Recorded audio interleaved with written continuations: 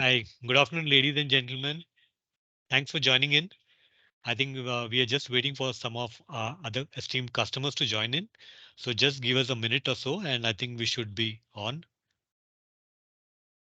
I think just to put you the perspective, this webinar is hosted by L&T Data Centers and Cloud Services, along with our partners, Open Computing Singapore.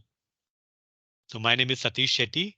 I'm part of the sales team from L&T Data Centers and Cloud Services.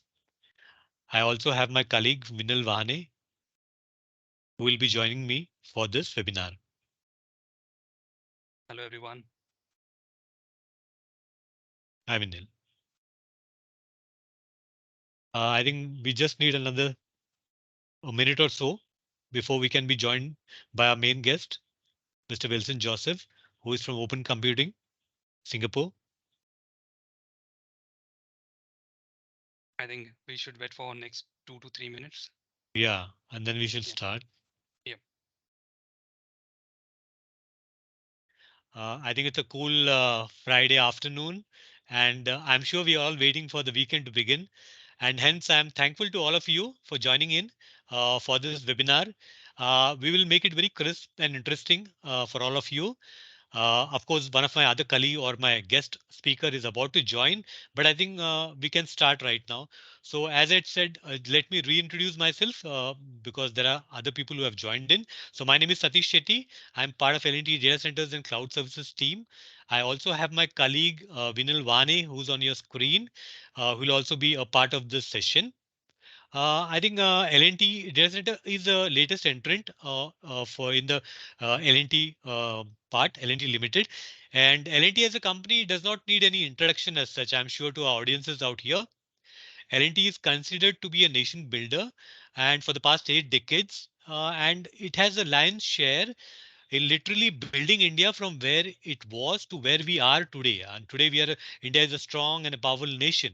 Okay, so before I begin, let me lay the context of our webinar today. I think today the topic is immersion cooling. Though the topic is immersion cooling, I think it is one of the hottest topics around technology today. It's a cool topic, but it's also the hottest topic right now. So I think the why is this need for immersion cooling? So I think the energy needs of GPU, CPU based servers, they consume a lot of tremendous power and create an enormous pressure on the data center players. So I think that's where immersion cooling will be a very important aspect going forward because most of the data centers will look to have immersion cooling as a part and parcel of the data centers because that's the only way you can move forward. With all those heavy end servers, GPU servers that are coming out in the market. Okay, so basically L&T Data Center is working along with Open Computing, which is the Singapore-based company, and the idea is to offer immersion cooling as a service to our clients who want to host out of our data centers. So Vinal, I think what we can do right now is you can run a small PPT, the small three sliders on the green initiatives and the sustainability by the L&T data centers and cloud services. So I think over to you, Vinil. Thank you very much. Thank you very much, Satish, for this beautiful introduction of me, yourself, and a company, and our presenters too. I will request Tanvi to just put my presentation on the screen. And by the time it gets set, I just want to reintroduce me again. My name is Vinal Vahane. I'm a part of sales in L&T Data Centers. As Satish rightly mentioned, that sustainability and immersion cooling, these are the very, very hot topics nowadays.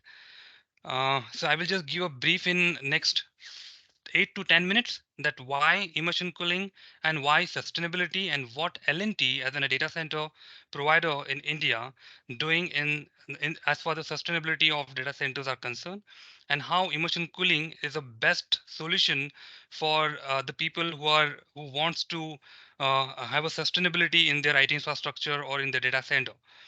So we'll start from my first slide, and if we can go to first slide now.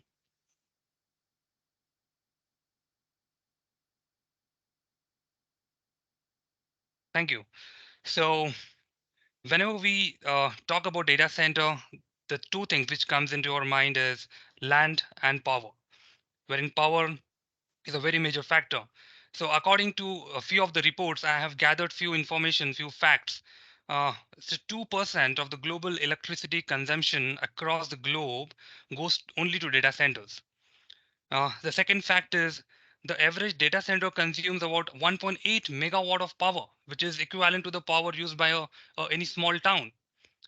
And comparing to the temperature, which was before 1850, before the pre-industrial period, after that, the 1 degree Celsius temperature has been increased of an Earth.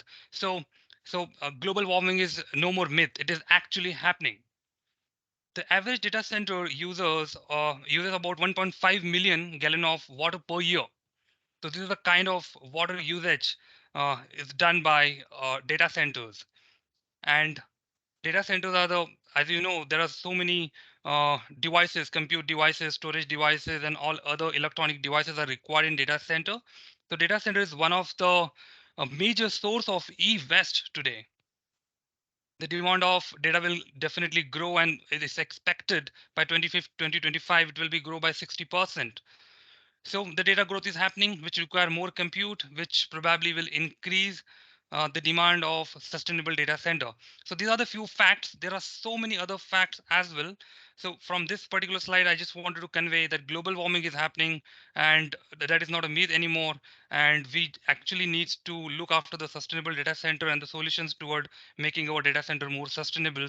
And that is where L&T and open computing are working toward achieving that goal.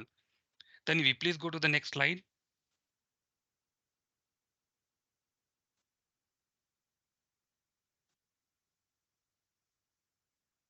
Thank you. So as sustainability is important, there are new trends in the green data centers nowadays. So use of renewable energy. So people are using, or the data center players are using solar and wind power for the non-IT critical loads. On top of that, they are also implementing the solar panels on their building, or they are having land parcel where they are putting the solar panels and using that particular renewable energy for their non-IT loads. Use of immersion cooling, which is actually today's topic. So use of immersion cooling is one of the new trend which will help us to reduce the energy consumption. And how we can do that, that we will see in the demonstrations, the live demonstration and the presentation, which will happen post my presentation. So yeah, immersion cooling is one of the leading topic which is happening, which will help us to contribute to our green earth by saving more power, more energy. The use of software defined data center. Yeah, so we can have a data center which has been monitored by software so that we get an accurate information, and accordingly we take an action to save more energy in the data center. And definitely artificial intelligence, which is a booming thing. If we use an optimal, we do an optimal use of AI in our data center, we can calculate the things. And if we calculate the things, we can put control over it. So if we are using artificial intelligence properly, probably that will help us to save more energy. So because we will be utilizing or because we will be calculating the things, and we can do an optimal analysis of what energy is getting used and how we can save that energy then after. Then next slide, please. Well, so on this slide, I will just talk about what L&T is doing in what L&T has done as far the green initiatives are concerned. So first of all, I just wanted to tell you that L&T is now into data center, and we are building tier 3 plus standards data center in Mumbai and Chennai to start with. So all the redundancies level, whatever it is, whatever is prescribed by uptime in tier 3 standards are been delivered. On top of that, we have taken green initiatives as well in our data center. So our data centers are IGBC Platinum Green buildings. So the highest certification as far IGBC certifications are concerned, which is given to the green buildings. Why? We have natural topography. We have made very least changes to the nature while building data center. We have used eco-friendly refrigerant for cooling. Energy management system has been installed in our data centers. Green product e-waste management has been implemented in our data center. So we have an optimal policies, the policy which has been defined to decompose the e-waste in a green way. Net zero water systems. So we have a water recharge pits within our campus. We are having efficient plumbing done in our data centers. We are having a wastewater treatment plants within our data center campuses. As for renewable energies are concerned, in our data center, we are committed to use 50% of the energy in our data center. 50% will be a green energy. That is what our commitments are. So start with 25% of power will be will be coming to my data center in Tamil Nadu from Tamil Nadu Government Electricity Board. Will be 25% will be green, and in a couple of years' time, we will be increasing that 25% to 50%. So half of the power capability of my data center will be on green energy. We also have a solar power being used for our non-critical loads in our data center. So 100 kilowatt which we are generating through solar power.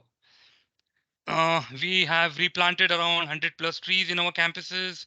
Yeah, as for the construction is concerned, we are using a triple blend mixed concrete, which actually uses 40% less cement. So instead of using cement, which is 40% less cement we are using, but still we are using some adhesives which are very equivalent to cement, but which create which is actually a very green kind of adhesives which we are using for building our data centers. So 40% less cement we are using during construction of our data centers. Next slide, please, Tanvi.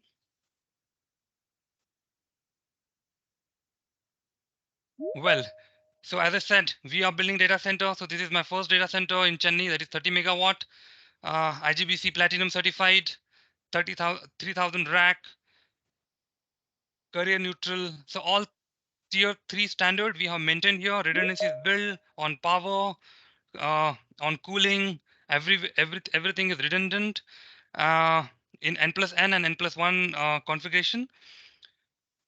Next slide, please. So this is my Chennai data center, 30 megawatt. This is my second data center, which is in Mumbai, 2 megawatt in Panvel, around 300 rack capability. Tier 3 standards we are maintaining here. Next slide, please.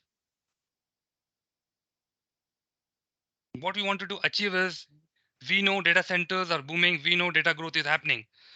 We are delivering tier 3 standard data center to India, but our commitment is to be carbon neutral by 2040 and water neutrality we want to achieve by 2035.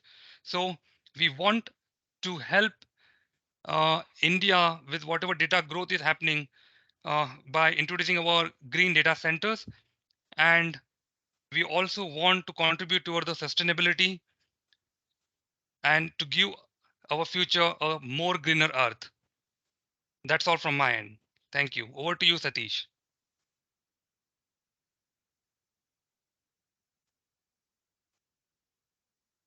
Thank you, Vinil. I think that was an insightful presentation on the green initiatives and the sustainability by L&T data centers and cloud services. By the way, our main guest, Mr. Wilson Joseph, is available. He's joined the call. Uh, can you put the camera on for Wilson? Hi, Wilson. Good afternoon to you. Wilson is the MD and the founder of Cloud Computing Singapore. So what he now going forward, what we will do is we will do a live demonstration on immersion cooling live from Singapore, and Wilson will explain to you how this technology works. Wilson, are you there?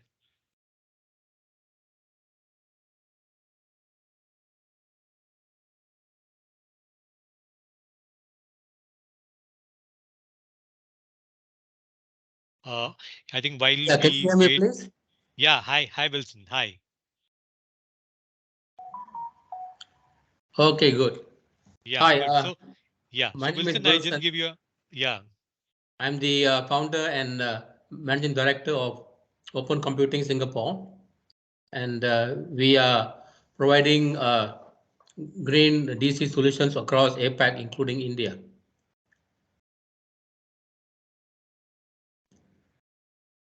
Done the video. Yeah. We will just run the video, the live demo from Singapore, Wilson. You can take it up from here. Yeah. Thank you. Hello, my name is Wilson. I am the founder and managing director of Open Computing Singapore. We are focused on ESG, green sustainability, which is on thermal emission cooling, single phase. Today I will explain to you the summer micropod, which is DC in a box.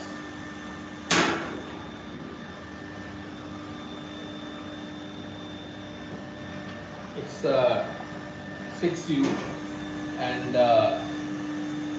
you can deploy up to 6 servers for storage, I would say SSD, and connectivity is through either copper or fiber.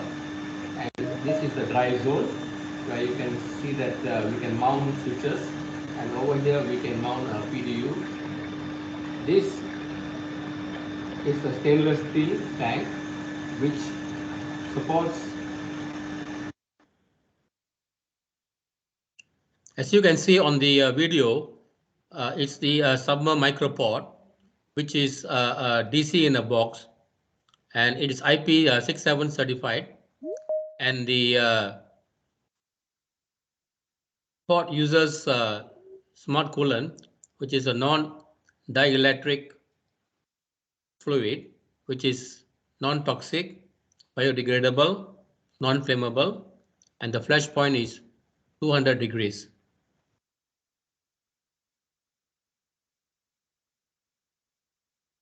Up to 6 servers with a depth of maximum 800 mm, and it requires, I would say, it support up to 7 kilowatts of power to run the 6 servers, and the chiller is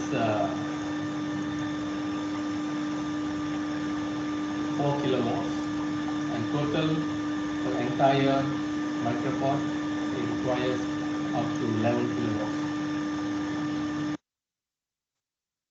The micropod comes with a built-in chiller and exhaust, and the stainless steel tank is able to support up to a depth of 800 mm. So you can deploy up to 6U servers, enterprise servers or storage servers. We can use hard disk based storage servers. So we only can use SSD, and this the depth is only 800 mm. So therefore, we only can use chassis which is below the depth of 800 mm. This is a single phase. As you can see, it's dielectric liquid, and it's called the smart cooler, which is manufactured by Submer. Submer is a Spain-based manufacturer located at Barcelona. In Singapore, we are providing the solution across APAC, including India, and as you can see, uh, it's IP67 certified, and it can be mounted indoor or outdoor, and it's a very versatile equipment which can be deployed in cloud, telco, edge, or even manufacturing 4.0. The micropod without the liquid is about 250 kilos, and with the liquid of 160 liters, it comes out to about 400 kilos, plus with all the hardware installed, it comes to around 500 kilos. And this product is ruggedized, IP67 certified, and it could be deployed in-house or on the rooftop terrace, and it's able to withstand the weather conditions, and it's ideal for harsh environments. Over here, you can see that we have the internals.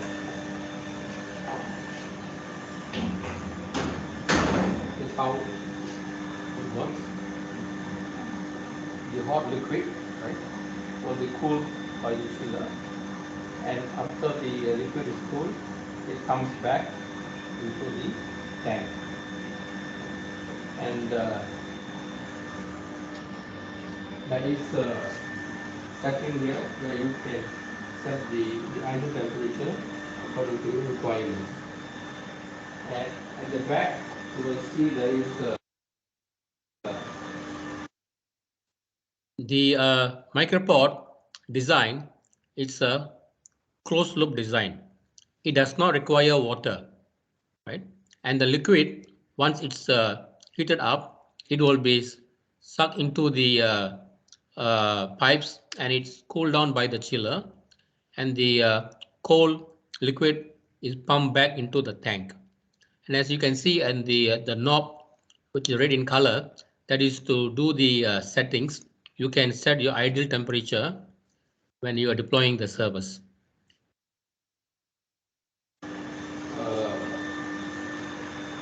Exhaust, where the waste heat will be extracted out of the micropod.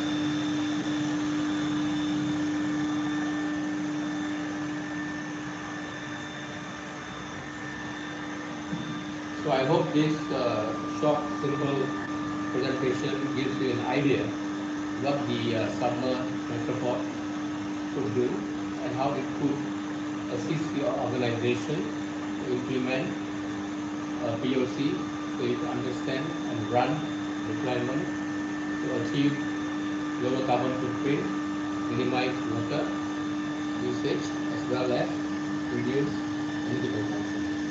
Thank you.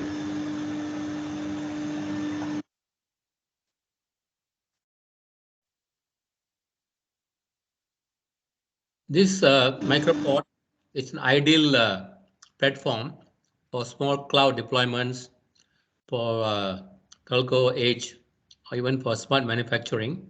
And for a start, it's a ideal platform for POC to understand the workings of the single phase immersion cooling, which will assist you uh, to work on ESG sustainability and to contribute to minimize uh,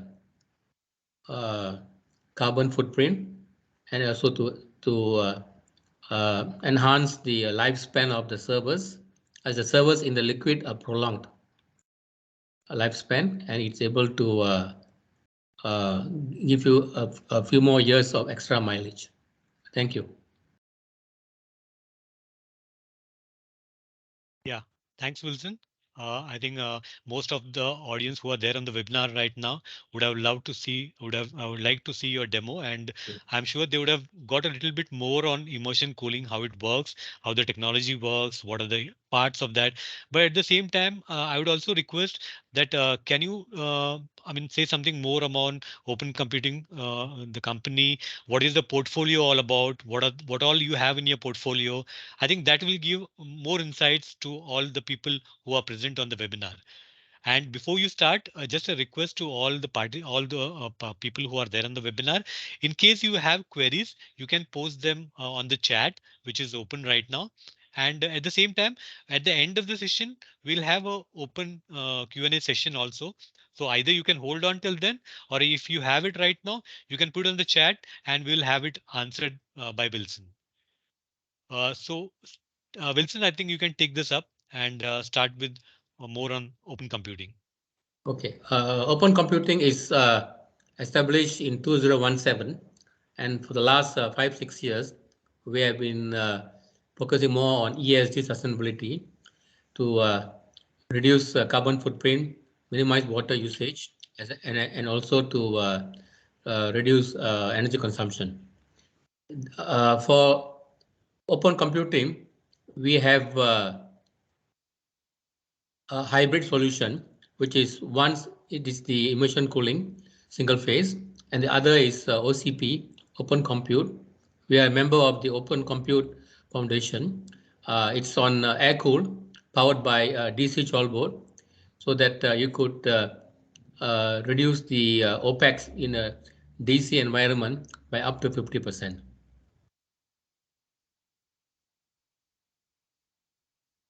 Okay, why OCP solution? OCP solution is developed by Facebook 20 years ago and used by major hyperscalers, and is able to reduce the floor space up to 50%. And the PoE, which is the most important benchmark, this PoE of 1.09 was given by Yahoo Japan, where they had installed up to 400 OCP racks, and they were able to bring down their PoE and at the same time lower their OPEX.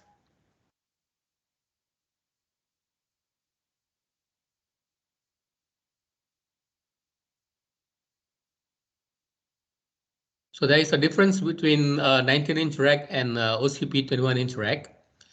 The OCP 21-inch rack is built in with bus bar, power bus bar, and is able to minimize the power loss to as low as 7.5. This data was provided by Yahoo Japan. As you can see, the standard 19-inch rack is powered by AC.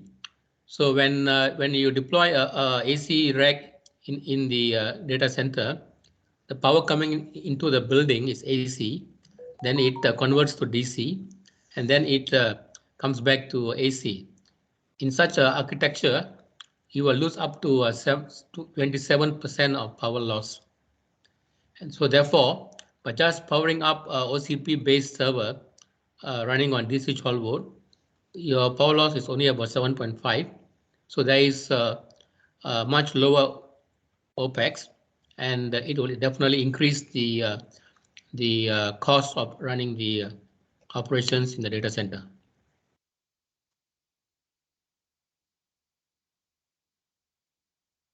So over here you can see a brief data of Yahoo Japan in terms of cost performance, in terms of server unit compared to a standard 19-inch enterprise server and OCP server. The architecture is quite different. And also you can look at the cost performance. And so overall, the one OCP rack, you can deploy up to 60 servers. And the OCP version 2 rack can provide up to 30 kilowatts of power. So you can run high performance computing and is able to maximize the rack space.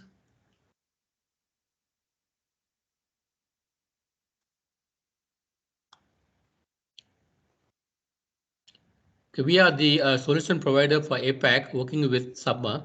Submer is a manufacturer based in Spain, located at Barcelona, and there are four main models of the immersion cooling tanks. The earlier demo you saw was the micropod, which supports up to 7 kilowatts. It comes with a built-in chiller for indoor-outdoor applications, and it's self. I would say it's self-contained, where it does not require water. It's a closed-loop design. As for the others, it's all indoor applications. You have the SmartPod X, which is 50 kilowatts, which is a half rack, about 21U. And then we have the SmartPod XL, which is 50 kilowatts and it supports up to 44U capacity. And the third we have is SmartPod XL, which is 100 kilowatts and supports 40U capacity, because of the fact that there are two CDUs inside the XL Plus, and each CDU supports 150 kilowatts times 2. So because of that, the capacity in XL Plus was slightly lower compared to the SmartPod XL.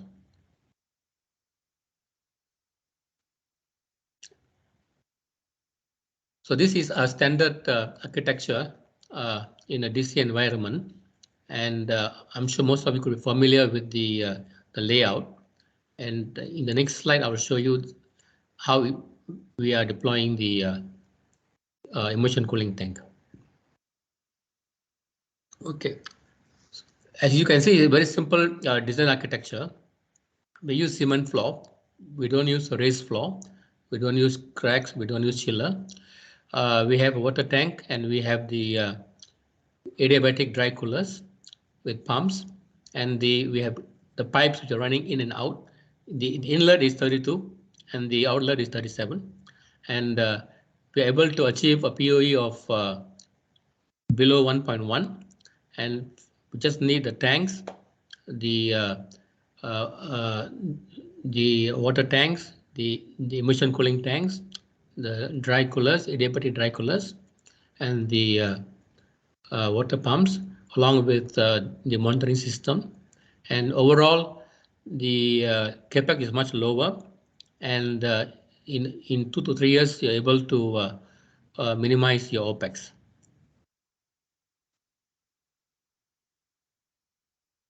This is an example of a deployment done at Airbus. And as you can see, in this 42U rack, it's a hybrid design where it accommodates 19-inch servers as well as 21-inch OCP servers. It can run on AC power as well as on DC 12 volt.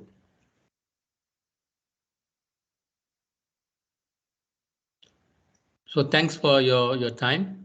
And if you have any questions, kindly type it and we will do our best to explain. Yeah. Thank you. Hi, Wilson. I think thanks. I think this session was very informative from your end. There's one query that we have from one of our participants, and I think it's a good one. So, how to mitigate cooling failures in operations? So, basically, when you are doing this operation on this, immersive cooling tanks, how do you mitigate the cooling part of it? Failure, the You see, for the cooling failures. tanks, we have N2 pumps, okay, which are redundant, right? One of the most critical questions we get from even clients from India, right? Other than that, there's also an option of, let's say we're using a 50 kilowatts SmartPod XL. Uh, it comes with a single CDU, which supports up to 50 kilowatts. But if you're talking about a CDU redundant N plus one, we can provide you with 100 kilowatts XL Plus, where it comes with two CDUs, and we can configure as N plus one. So you will have 50 kilowatts plus 50 kilowatts, and along with it you have the standard N2 pumps. So in terms of failure, I would say it's minimized. Okay, Farooq, I think this was in reply to your query that you have raised, and hope he is able to answer to your query. Now I think we're almost to the end of the session, so we can open this up for a Q&A session. So all the participants who have any queries related to immersion cooling, I can our expert Wilson will be able to help you on that. So please go ahead and ask your questions. I think we are opening up the session for a Q&A session.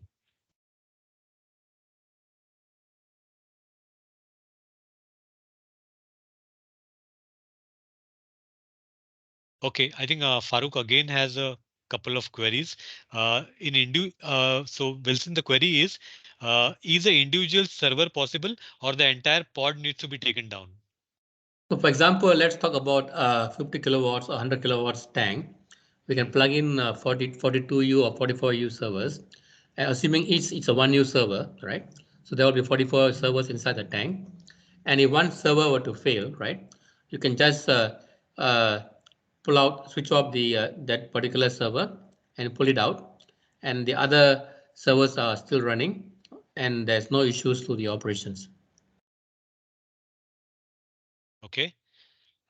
Okay. I think there's another question from yeah, from Prashant Dubey. If I may just read the question, how much is the dissipation in the room if micropod is kept inside the room? This is the first question to you. And the second question is, what is the liquid material? Is it glycol plus water or anything else? Okay, for the first question about the micropod, right?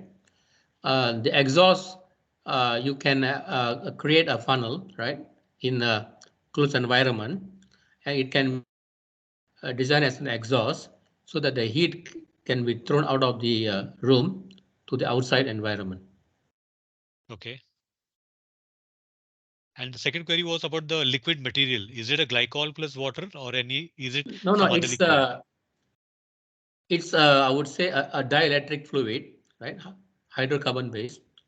Whereas for smart coolant, they are using food grade materials to develop this liquid, and it's I would say non-toxic, and the liquid is biodegradable, and the lifespan is up to 15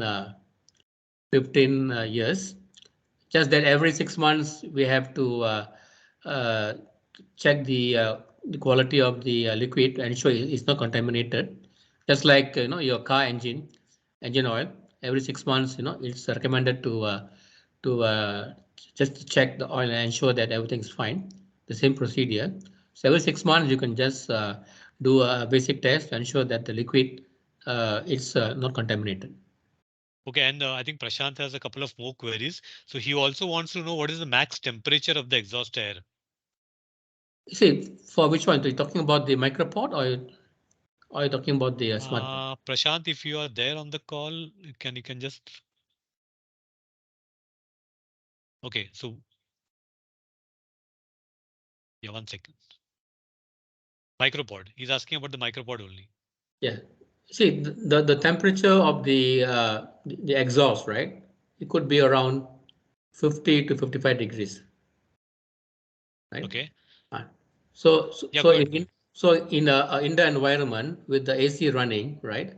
So it's not a major issue, but some clients prefer to have uh, exhaust outlet, right? Where they can pipe out the exhaust out into the outside environment. He also wants to know what is the temperature of water required for dielectric liquid cooling. It seems the chiller is the part of the unit and other areas as it will require the cooling by water. What is the temperature of water required? See, we are using room temperature water, distilled water, right? I'm talking about the smart pots, which are designed, the larger ones, which are designed for indoor applications, right? The intake is around 32 degrees. It means the temperature of the water coming in from the tanks is around 32, right? And the outlet water is around 37. Okay. So you have a difference And of what? about 5 degrees. Yeah. Okay. And what about the oxygen depleting potential and the refrigerant used for this? Okay, there is no refrigerant. Okay. Okay. The the cooling element is the smart coolant, which is the dielectric liquid. Okay. Yeah. So there is no oxygen issues also for this liquid. Depleting. Okay. Can the standard, this question is from Farooq again. Can the standard servers used in your system or we need specialized servers to fit the system? Okay, as Dell APAC solution provider for immersion cooling, we have two options. We work with Dell, and Dell provides us with customized immersion ready servers with a 3 years warranty. That is for a branded Dell server. And the other lower cost option we have is we also promote the third party white box servers, which are made by Taiwan OEM ODMs, right? Which is a lower cost, non-proprietary, and it's much easier to upgrade because there is no BIOS lockdown. So we have two options, and it's powered by either AMD EPYC or Intel Xeon, or we have the latest ARM processors. Okay. Thanks. I think Ashok wanted to know if we can share the recording of today's webinar. I think Tanvi already replied that yes, we can. We will send it to you. We will send. Yeah. Okay. So I think Aarti has asked this query. Could you please share the maximum rating available for your product? Well, what kind of rating are you talking about? Uh, Aarti, if you can just elaborate on what rating are you talking about? It's available for your product, it seems. Some rate power supply rating.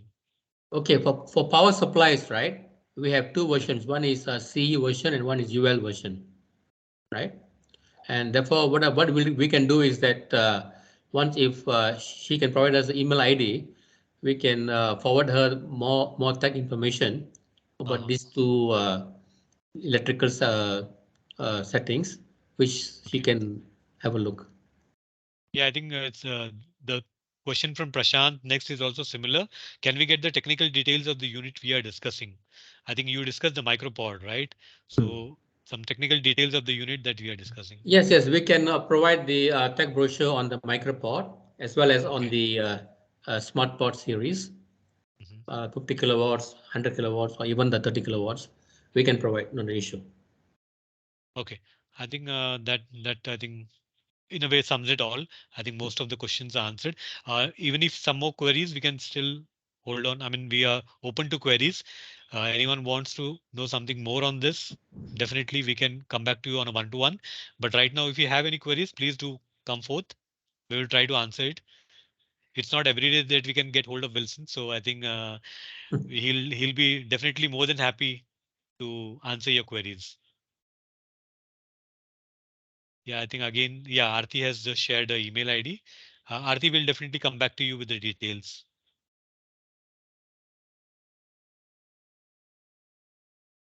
Okay.